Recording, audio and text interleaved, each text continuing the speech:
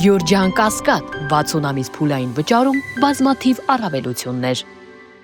Հազարավոր գործեր ունենք դուժողները։ Իհարկե, իրանց պատկերացումով, հա։ Դե ստացվել է այդպես։ Իսկ ուրեմն ինչ հանգամանքներում են նախ ծածկվել էր փետրվարի 12-ի ահազանգը, սա նկատենք, նաև մեր գործընկերները հասկանան, որ առհասարակ չի եղել հաղորդագրություն ոչ փետրվարի 12-ին ու ոչ էլ ապրիլի 22-ին, որտեղ 24-ից ես եմ տեղեկացված այս դեպքի, մինչև ես սկսում էի հետաքրքրվել, դանակահարությունը տեղի ունեցավ։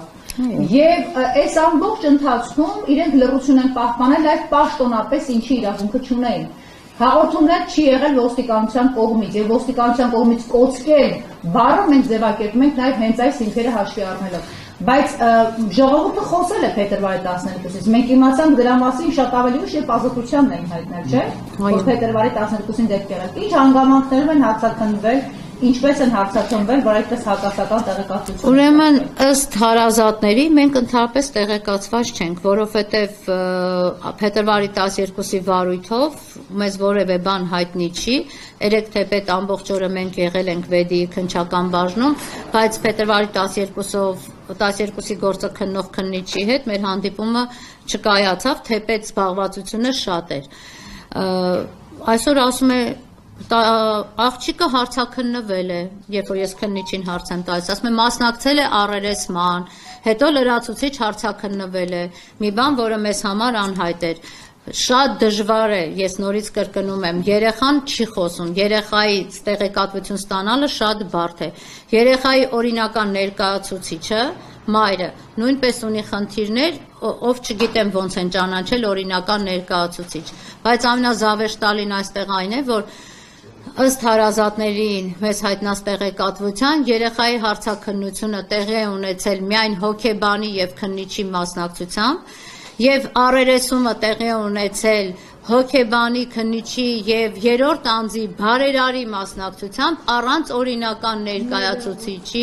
այսօր են ասել։ Ներողություն, ինձ ասացին հոգեբանը լիցենզիա չի ունեցել։ Եթե անին է եղել հոգեբան, լիցենզիա ունի, ով 3 մասնակցել է, ասում եմ, ես լիցենզիայի մասով չեմ կարող ասել, ասում են հոգեբան։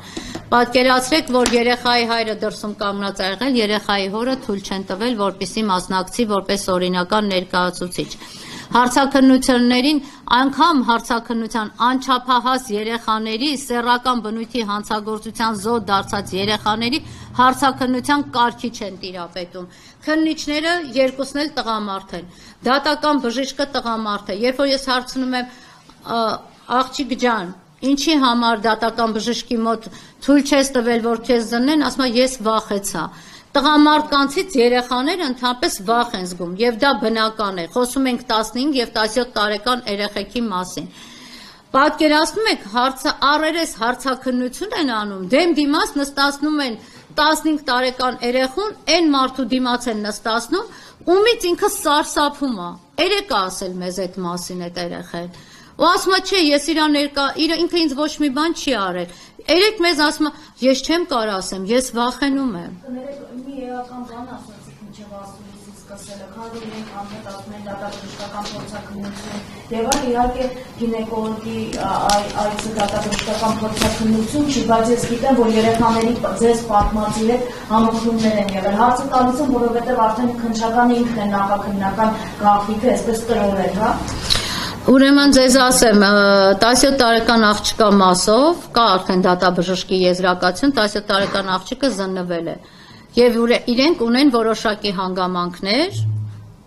եզրակացությունը 3 են մեզ տրամադրել եւ այդ եզրակացությունը արդեն իսկ հիմք պետք է հանդիսանար իրենց կողմից կոնկրետ գործողություններ կատարելու համար։ Այսինքն համընկել է աղջիկների պատմածի հետ։ Այո։ Այո։ Լրացուցիչ շնորհել եք, չէ՞ ոնց որ գինեկոլոգի։ Լրացուցիչ երեխաներին այո, մեր միջոցներով, մեր միջնորդությամբ տարվել է, երեխաները հետազոտվել են, դրա մասին զուտ ելնելով երեխաների շահերից չեմ ուզում խոսեմ, բայց այն ինչը հայտնաբերել ենք սարսափելի է։ Ժամկետների հետ համընկնում, մասնակցների։ Ոչ միայն դա։ Իսկ բազմակետերը դնեմ, մնացածը դուք արդեն կարող եք ենթադրել։ Սահմոկեցուցիչ Այո, մենք սահմարկեցուցիչ փաստեր ունենք այս պահին մեր ձեռքի տակ, որը ոչ թե մենք պետք է հավաքագրենք, այլ իրենք պետք է արդեն իսկ դրանք ունենային։